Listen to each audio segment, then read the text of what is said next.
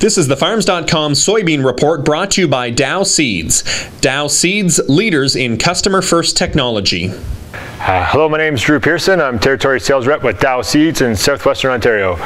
Today I'd like to discuss with you some key points that need to be done to receive your seed. I'd like to talk to you about 6 points. It's very basic stuff, but stuff you should consider while the seeding season is upon us. The first thing you want to make sure you do is you have a good, clean storage facilities, ultimately indoors and large enough for your seed, the amount of seed you're going to have. When you receive your seed, most seed comes in either skids or super boxes or pro boxes, and in about 4 feet by 5 feet pallets, like you can see on this one here. There's about 40 bags on a skid, so you can do some quick math. You can figure out how many bags you have coming, times it by roughly 12 square feet, times it by the number of skids you're going to get, and you can figure out how much space you're going to need. You also can come in, these are like pro boxes like I mentioned right here.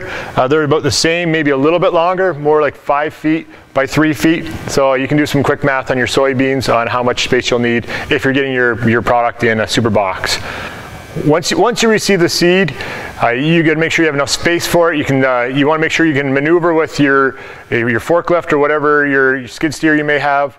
Or your forks on your tractor, that you won't be bumping into anything else. So once you receive the seed, make sure you have the maneuverable space that you need and to be safe, and make sure that there's no incidences where you're poking bags or knocking anything over.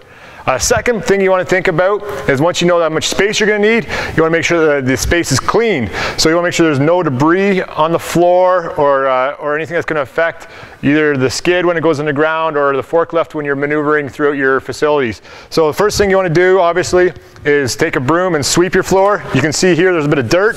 Just sweep it away. Make sure that your space is nice and clean like that, where you can lay your skid down, it'll be flat and it'll be level, and also, like I mentioned, the forklift won't have any issues with maneuvering throughout your storage area. Another thing that a lot of people don't think about is your planting order.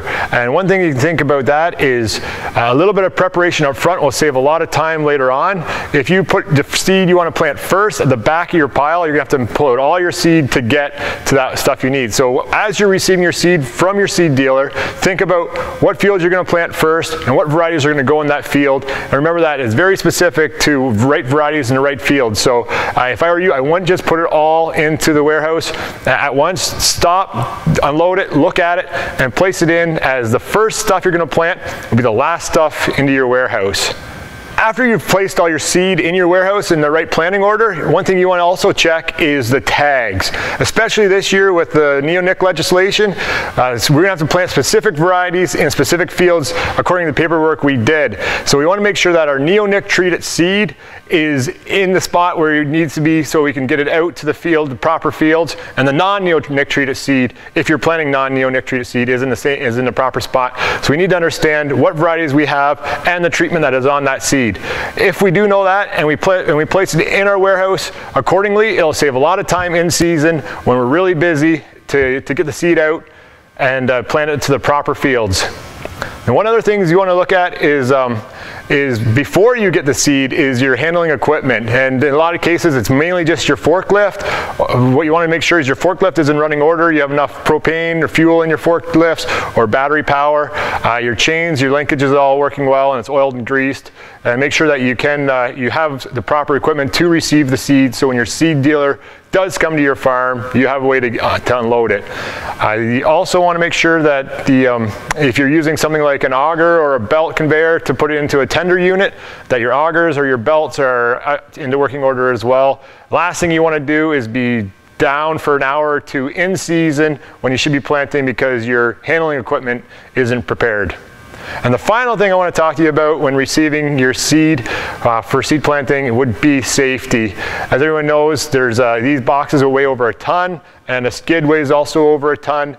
So there's a lot of weight on there. If you're handling them properly or lifting them too high, they could fall off, especially if you have forks, or open up and could fall onto you or tip over.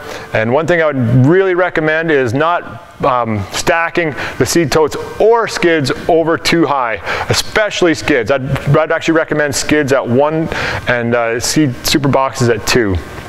And also, because you're handling treated seed, it might not be a bad idea to wear gloves and maybe even long sleeves when you're handling it in case the bag's open, or especially when you're dumping it into your planter. Hopefully this helps you prepare for your planting season. Have a great season and good luck. This has been the Farms.com Soybean Report, brought to you by Dow Seeds. Dow Seeds, leaders in customer-first technology.